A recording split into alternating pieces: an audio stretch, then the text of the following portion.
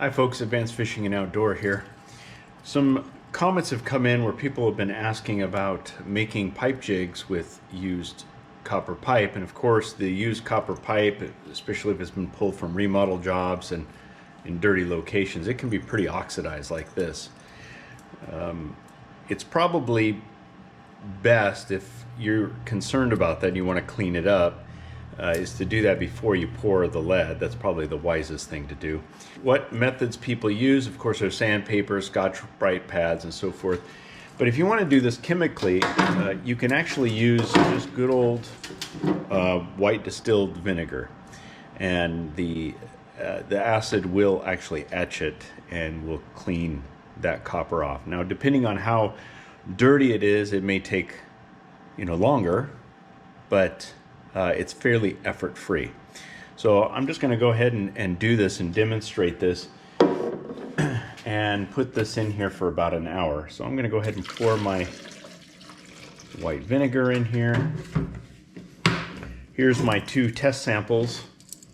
Now, normally I would want to do this without the swivels on, like I said, before I pour it, because it can etch a little bit of the of these swivels. So that's why it's really best to do it before you pour all this and actually build it just with the raw pipe. We're going to demonstrate it here so you can see how this works, basically. And I just added vinegar. Now, there are some folks that add salt. They claim that the salt crystals do improve the reaction, adds a little abrasiveness too. I'm going to go ahead and pour a little bit in here. Is it necessary? I don't know. I haven't found it making that much difference, but I'm just sharing with you what I've seen and what I've heard. All right.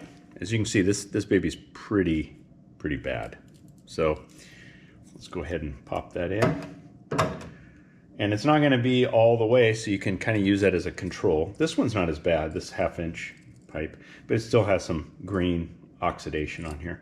So drop that in, and we'll let that go for an hour or so, and we'll come back. Okay, so it's been about an hour. Let's go ahead and see what we got here. Here's the 1/2 inch one. Let me get this napkin here.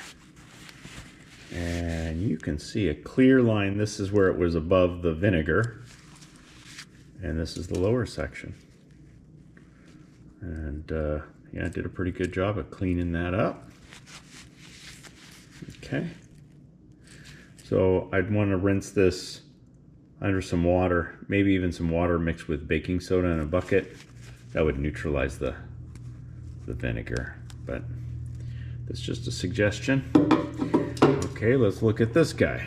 Now, this guy was really dirty, and yes, we can see where it's cleaner. Okay, so here's this guy with another hour of soak time. So you can clearly see it's starting to really clear up. It's still got a little oxidation there, but I mean, this thing was heavily oxidized. I mean, heavily. So, that explains why it took longer. But see, this particular swivel that I used on this is nickel plated, and you can see that swivel is looking a little rough. So that's the problem with this. It's really harsh on your swivels.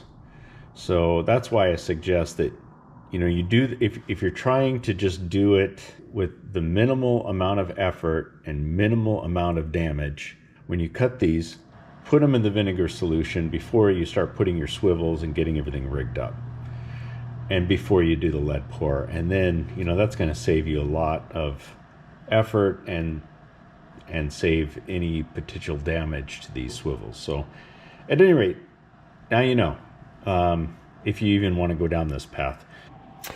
Here's one that I did that was from the same pipe as this, and you can see this one actually soaked in the vinegar for 3 hours, and you can see the line where it was sticking out of the vinegar here. So that's how oxidized it was, and this obviously is really clean. So I think the takeaway here is that if things are heavily oxidized, it's going to take more time.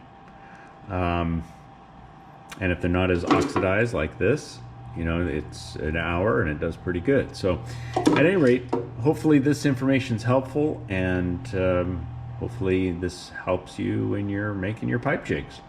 Alrighty, take care now. We'll see you out there on the water.